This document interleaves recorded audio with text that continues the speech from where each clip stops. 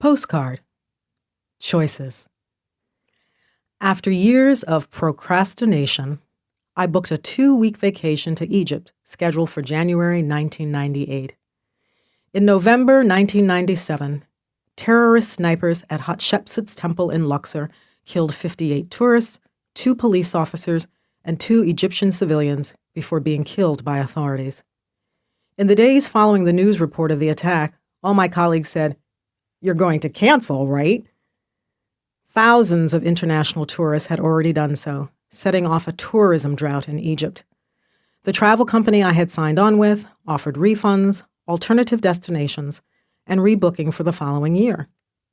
In addition to those options, the company also decided to run the original January trip. Of the 141 travelers initially booked, 35 flew to Egypt. I was one of them. Why did I go? First, the logical reasons. The Egyptian government had heightened security measures across the country, especially at tourist attractions, and had cracked down on known terrorist groups. I learned that those responsible for the attack were an isolated, disorganized band of teenagers.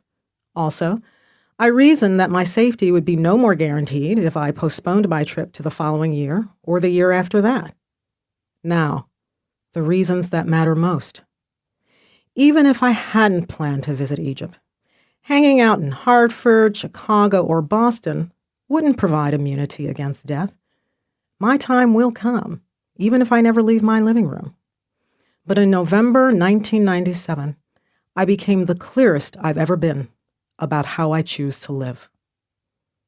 Pearl.